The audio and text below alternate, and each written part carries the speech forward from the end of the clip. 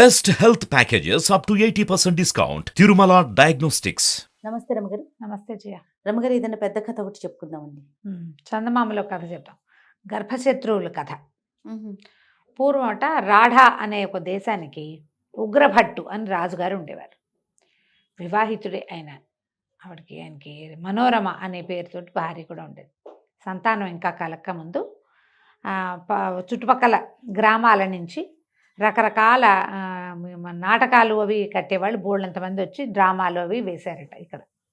అయితే ఒకళ్ళు మోహిని భస్మాసుర నాటకం ప్రదర్శించారు. కళావంతుల కుటుంబం ఒకటి. అయితే మోహిని భస్మాసురులో ముందంతా శివుడు భస్మాసురుడు ఉంటారు కదా. కథ రక్తి కట్టేసరికి మోహిని అవతారం వస్తుంది.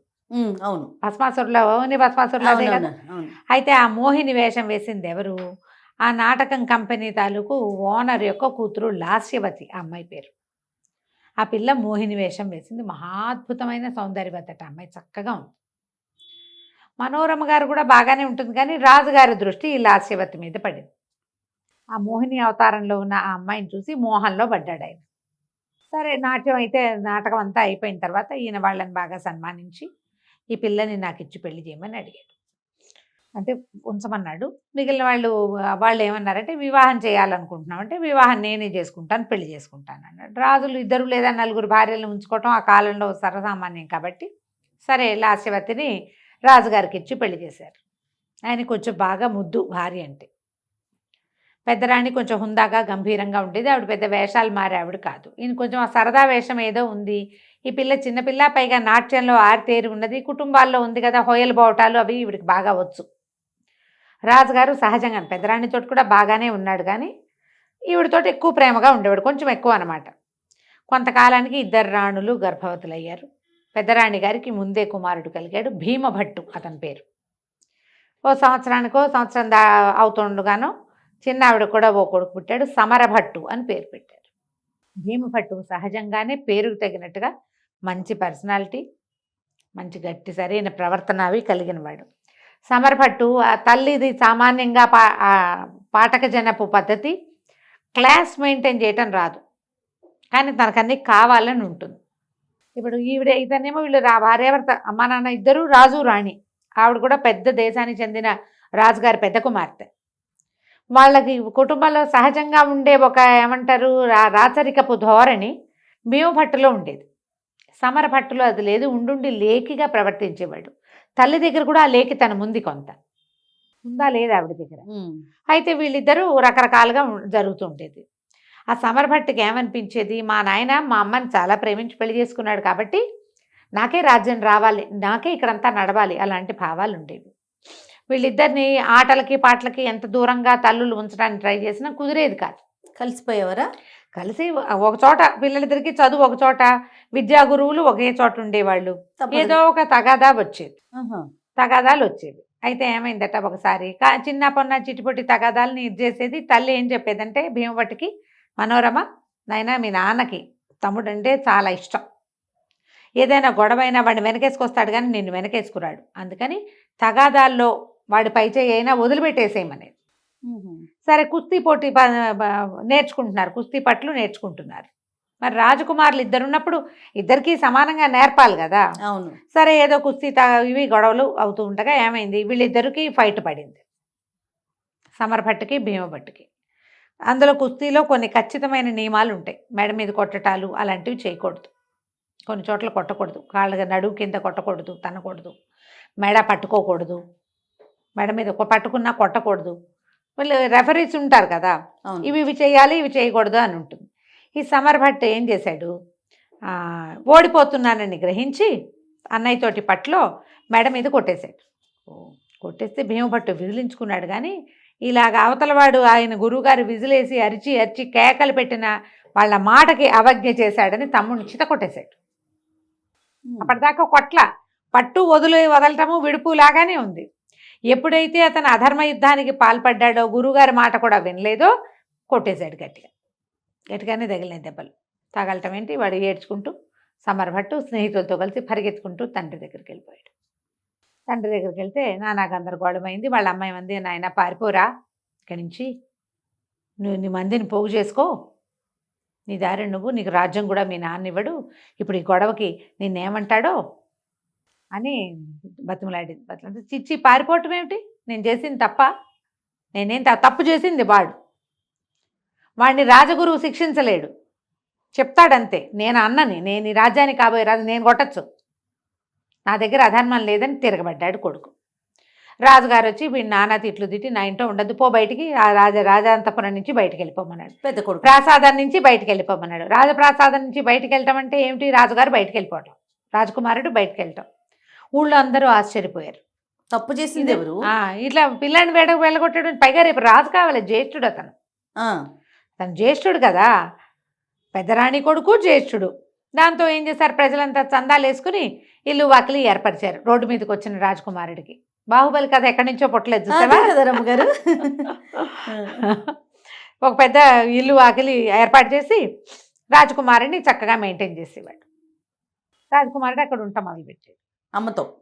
అమ్మ లేదు, అమ్మ రాజాంతపురంలోనే ఉంది, అమ్మకి లేదు, బయలువెడలటం కుమారుడికే. ఓహో, కుమారుడినే తోసేశారు బయటికి. ఓకే, తోసేస్తే ఇక నువ్వు వెళ్ళిపో అన్నాక ఎవరు ఉంటారు, వెన్నెముకున్నవాడు ఎవడు ఉండడు, నా బతుకు నేను బతుకుతాను, బయటికి వెళ్ళిపోయాడు.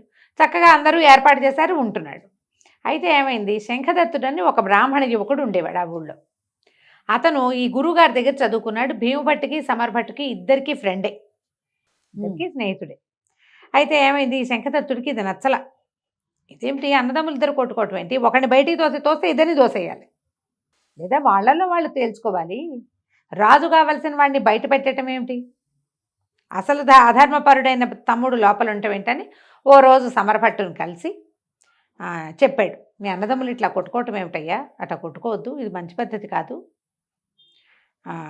ఆయన రాజు అవుతాడు రేపు, నువ్వు రాజుగారి తమ్ముడివి, సైన్యాధ్యక్షుడిగా కూడా ఉండొచ్చు, ఇట్లా చేయకూడదు, మీ అన్నయ్యని వెనక్కి తీసుకోమని మీ నాన్నకి చెప్పమని చెప్పాడు. చెప్పేసరికి సమరభట్టు ఒప్పుకోరు, నన్ను కొట్టే అర్హత లేదు వాడికి, మా నాన్న ఏ శిక్ష ఇచ్చినా పడాల్సిందే, రాజేసిన శిక్ష పడ్డా అని తిరగబడ్డాడు. తిరగబడేసరికి శంఖదత్తుడికి చాలా కోపం వచ్చింది. అతను ఏమన్నాడంటే, అతను నీకు గర్భశత్రువుని, వాడు నాకు గర్భశత్రువు అన్నాడు సమరుడు. అనేసరికి గర్భశత్రువు అయితే నన్ను కూడా గర్భశత్రువుగానే ఎంచుకో, నేను ధర్మం వైపే ఉంటా, ఆ ధర్మంలో నువ్వు కూడా ఉంటే నీ వెనకాల కూడా ఉంటా నేను, నువ్వు ఎప్పుడైతే ధర్మం తప్పి ప్రవర్తిస్తున్నావో ఇక నీతోటి నేను ఉండను, నీకు ఆగర్భశత్రువు భీమభట్టు అయితే శంఖదత్తుడు కూడా ఆగర్భశత్రువే, ఇక నన్ను కాదని నువ్వేం చేయలేవు, అతనితో పాటే ఉంటాను నేనని చెప్పి అతని దగ్గరికి వెళ్ళిపోయాడు.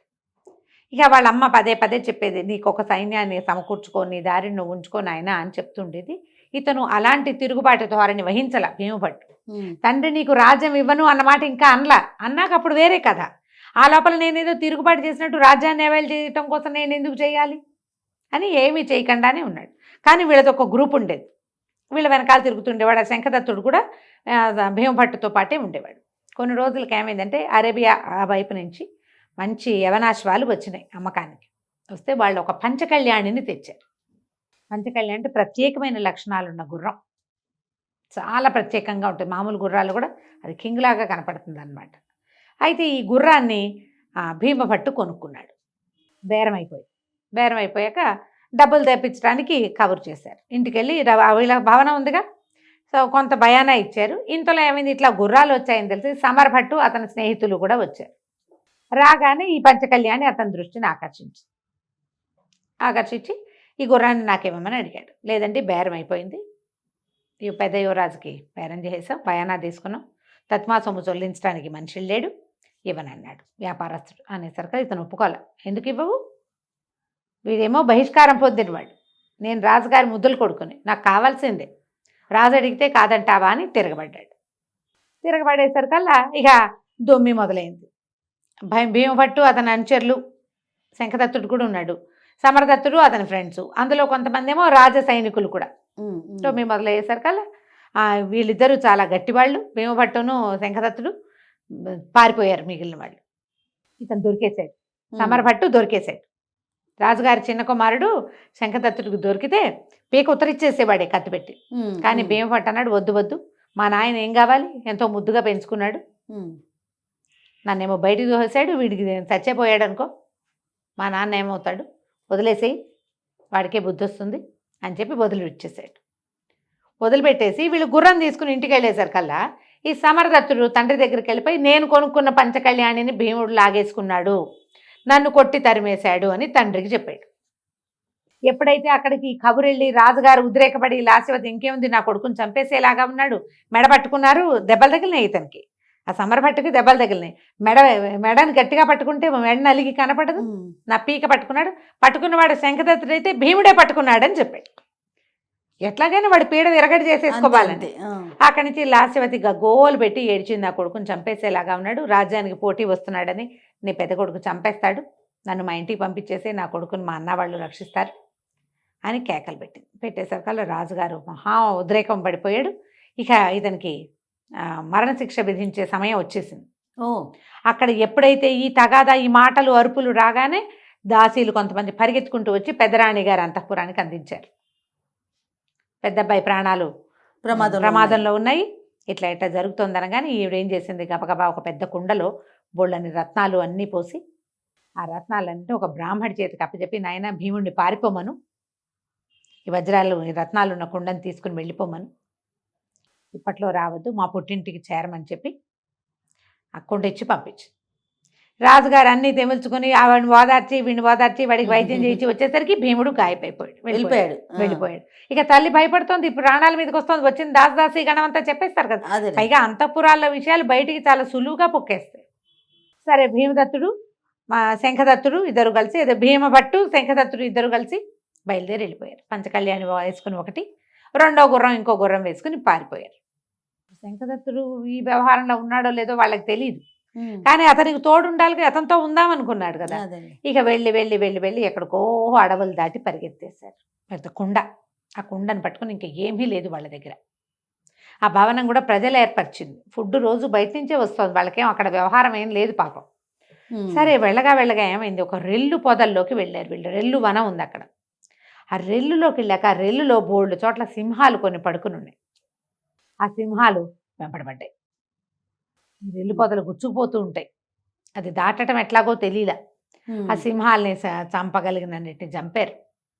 గుర్రాలు బాగా దెబ్బతినిపోయినాయి, పిచ్చిగా అలిసిపోయారు వీళ్ళు, కుండ ముయ్యలేకపోతున్నారు, అది పోసుకోవాలి కదా. అక్కడి నుంచి ఏం చేశారు, చంపగలిగినన్ని సింహాలను చంపారు. గుర్రాలు 2 చచ్చిపోయినాయి.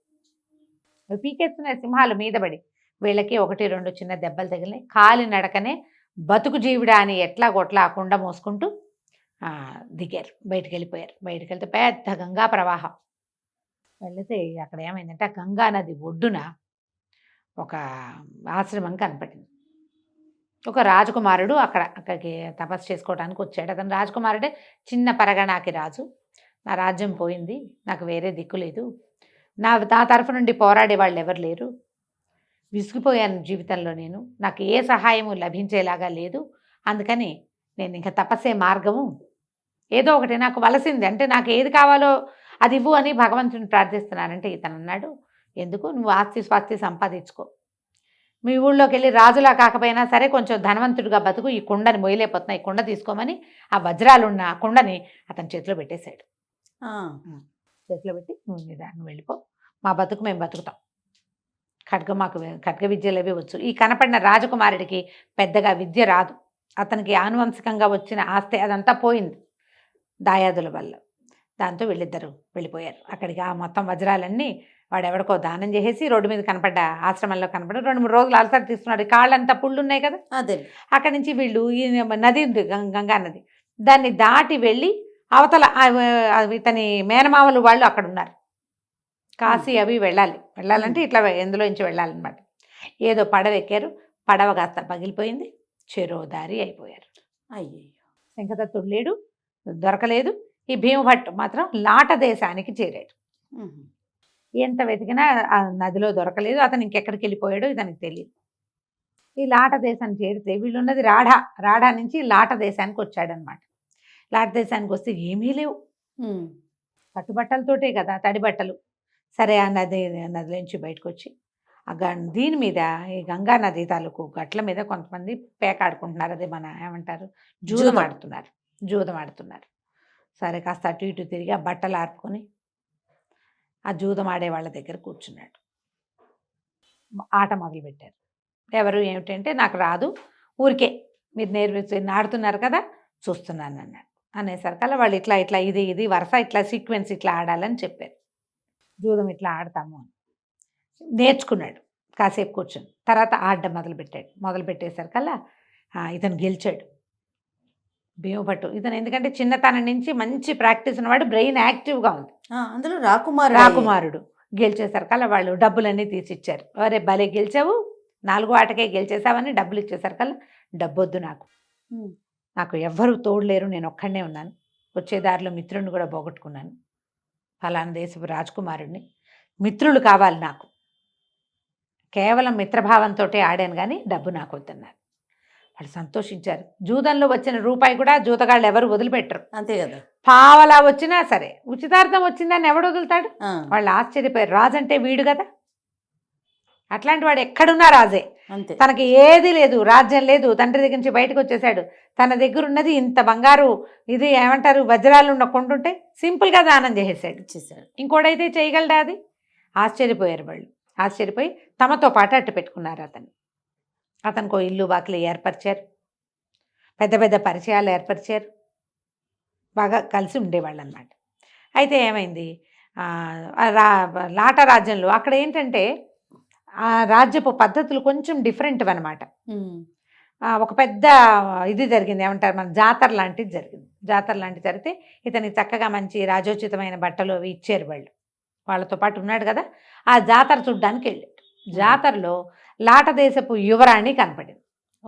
అమ్మాయి మంచి పర్సనాలిటీ, చాలా అందగత్తె. ఇతను ఆ అమ్మాయిని చూసి మనసు పడ్డాడు, ఈ భీమభట్టు. దాంతో వీళ్ళు ఏం చేశారు, నువ్వు రాజకుమారుడివి, నువ్వు వెళ్ళి మీ పిల్లని నాకు ఇవ్వండి అని అడగచ్చు అని చెప్పి పెద్ద పెద్ద పరిచయాలు ఉన్నాయి వాళ్ళకి. జూదగాళ్ళకి వాళ్ళకి పరిచయాలు పెద్దవి ఉంటాయి, నేలబారు జూదాలు కాదు అవి. అదేలేండి. వాళ్ళు ఏం చేశారు, తమకు పరిచయం ఉన్న ఒక సైన్యాధిపతి ఒక మంత్రి గారి ద్వారా రాజుగారి దగ్గరికి మన భీమభట్టుని ప్రవేశపెట్టారు. అతని ప్రవర్తన, హుందాగా మాట్లాడే తీరు అవి చూసి ఎవరు ఏమిటి కనుక్కొని రాఢాదేశపు యువరాజని, ఇతనే పెద్దవాడని కనుక్కుంటారు. వాళ్ళకి తెలుస్తాయి అన్నీ. కనుక్కుని ఏ పని మీద వచ్చారు ఏమిటంటే, ఏదో దీనికి వచ్చాను, ఎప్పటికో వెనక్కి వెళ్తాను, మీ అమ్మాయిని ఇస్తే పెళ్లి చేసుకుంటానన్నాడు. ఆయన ఇతను రాజకుమారుడేనని రూఢి చేసుకుని పిల్లనిచ్చి పెళ్లి చేసేసాడు. పెళ్ళి అయిపోయింది. ఇప్పుడు అదృష్టవంతుడిని చెడగొట్టేవాడు లేడు. అంతే కదా, వివాహం అయిపోయింది. వివాహం అయ్యేసరికల్లా ఏముంది, ఇంకా చక్కగా ఎక్కిపోయాడు రాజ్యానికి. రాజు అయిపోయాడు. లాట దేశానికి రాజుగారికి 2 కూతుళ్ళు, 2 ఆడపిల్లలు. ఆటోమేటిక్గా పెద్ద కుమార్తె భర్త రాజు అవుతాడు. 2వ అమ్మాయి పెళ్లి చేయాలి అతను. అయితే ఈ రాకుమార్తె వివాహ సమయంలో ప్రచారం జరిగింది, ఎక్కడి నుంచో వచ్చి ఒంటరిగా వచ్చిన రాకుమారుడికి ఇచ్చి పెళ్లి చేస్తున్నారని. మరి ఊరంతా చెప్పుకుంటారు కదా. ఈ గంగానదిలో పడి ఎలాగో ఈ లాట దేశంలో ఒక కొస భాగానికి చేరిన శంఖదత్తుడు ఈ విషయం విని ఖచ్చితంగా అతను తన స్నేహితుడే అయ్యి ఉంటాడని అతన్ని వెతుక్కుంటూ వచ్చాడు. శంఖదత్తుడు కూడా జీవించే ఉన్నాడు. సరే, తన స్నేహితుడిని తన దగ్గర చేర్చుకున్నాడు. 2 అమ్మాయిల్లో పెద్ద అమ్మాయికి భర్త అయ్యాడు కాబట్టి 2వ అమ్మాయిని రాజుగా ఉండి ఏం చేశాడు, ఈ లోపల వీళ్ళకి కొంతకాలం గడిచేసరికి కబురు ఏమొచ్చింది, రాఢాదేశపు రాజుగారు అయినటువంటి ఉగ్రభట్టు మరణించాడని. పెద్ద అబ్బాయి లేడు కాబట్టి చిన్న అబ్బాయి రాజు అయిపోయాడు. సమరభట్టు రాజు అయిపోయాడు. రాజు అవగానే ఈయన ఉత్తరం రాశాడు అనమాట. ఇతను భీమభట్టు ఉత్తరం రాశాడు, ఓ సమరభట్టు, నువ్వు రాజ్యాధికారి అయ్యే అర్హత లేదు నీకు, నువ్వు 2వ భార్య కుమారుడివి, పట్టపురాణి కుమారుడినైన నేను బ్రతికే ఉన్నాను, అది ఆ రాజ్యం నాది, రాజ్యం ఇస్తావా యుద్ధం చేస్తావా అని. సమరభట్టు తిక్కవాడు, అన్నయ్య బలం తెలుసు వాడికి, అయినా కూడా యుద్ధానికే సిద్ధపడ్డాడు. దాంతో ఇతను వచ్చాడు యుద్ధానికి. బయలుదేరిస్తే ఇతను ఒక రత్నాల కొండ ఒకడికి దానం చేశాడు చూడు, అతను ఆ ప్రయాణపు మధ్యలో ఉన్నటువంటి పరగణాలకి రాజయ్యాడు. రాజయ్యి అతను కూడా కొంత సైన్యాన్ని సమీకరించి ఇచ్చాడు వీళ్ళకి. ఈ ఒక పెద్ద సైన్యం, ఒక చిన్న సైన్యం వచ్చినాయి. ఈ 2 సైన్యాలతోటి భీమభట్టు శంఖదత్తుడితో సహా వచ్చి దీని మీద పడ్డాడు, రాఢా మీద. యుద్ధంలో సమరభట్టు భీమభట్టు కాల్బంట్లలాగా కొట్టుకున్నారని రాస్తారు కథలో. గుర్రాలు దిగేసి కత్తులు చేసి యుద్ధం చేస్తే సమరభట్టు భీముడికి దొరికేసాడు. దొరికేస్తే భీమభట్టు అతన్ని చంపలేచి, పిరికి పందవి నువ్వు, నీకు సొంతంగా ప్రతాపం లేదు, వీళ్ళందరినీ చంపడానికి యుద్ధానికి వచ్చావు, ఇంతమంది చచ్చిపోయారు నీ వల్ల, ఇప్పుడు నిన్ను చంపేస్తే తండ్రేటాಗೂ లేడు, మీ అమ్మ నిన్ను గారాబంగా పెంచుకుంది, నీ శక్తి తెలియక పెంచింది, గొప్ప నువ్వే రాజు అవుతావు, మీ నాన్నకి నేనంటే ఇష్టం కాబట్టి ఇలాంటి పిచ్చి మాటలు చెప్పి ఆవిడేమవుతుంది, పో ప్రాణాలు దక్కించుకుని మీ అమ్మని తీసుకుని ఎక్కడికైనా భిక్ష పెట్టాడు, వెళ్ళిపోమని ప్రాణభిక్ష. వదిలేసాడు. ఉమ్. వదిలేస్తే ఇంకా అక్కడ ఉండలేక లాస్యవతి కుమారుడితో కలిసి తన అన్నదమ్ములు ఉన్నటువంటి అదేదో పల్లెటూరికి కుమారుడిని తీసుకుని వెళ్ళిపోయింది. వాళ్ళంతా శక్తియుక్తులు ఉన్న వాళ్ళు కాదు. రాఢా దేశాన్ని మళ్ళీ చేజిక్కించుకున్న భీమభట్టు తన స్నేహితుడైన శంఖదత్తుడికి ఎంతో పెద్ద సన్మానం చేశాడు. తనకప్పుడు సహాయం చేసిన వాళ్ళందరికీ జాగీర్లు ఇచ్చాడు. తను పారిపోయేటప్పుడు సహాయం చేసిన వాళ్ళందరికీ సన్మానాలు చేసి తన మరదల్ని శంఖదత్తుడికి ఇచ్చి వివాహం చేసి అతనికి లాట దేశాన్ని కానుకగా ఇచ్చాడు. అబ్బా. తన రాఢాలో తను ఉండిపోయి లాట దేశానికి శంఖదత్తుడిని రాజును చేశాడు. ధర్మం పక్షాన నిలబడ్డ వాడికి ఎప్పుడూ జయం మంచి కలుగుతుంది. జరుగుతుంది. ఇతను కొట్టాడు కానీ తమ్ముడి అడ్డు తొలగించుకోవాలని ఒక్కసారి కూడా ప్రయత్నం చేయలేదు. సీరియస్గా మొదటిసారి ప్రయత్నం చేసినా వీడి అడ్డు మొదటే తొలగిపోయేది. ఆ. తండ్రి ఏం చేయగలిగేవాడు కాదు, కానీ అతను ఎప్పుడూ ధర్మాన్ని తప్పలేదు. వాడు ఎప్పుడూ జయిస్తూనే ఉంటాడు. ఆ విధంగా భీమభట్టు మళ్ళీ తన సొంత రాజ్యమైన రాఢాన్ని చేజిక్కించుకున్నాడు. కథ కంచికి మనం ఇంటికి. సూపర్. నమస్తే రమగారు. నమస్తే.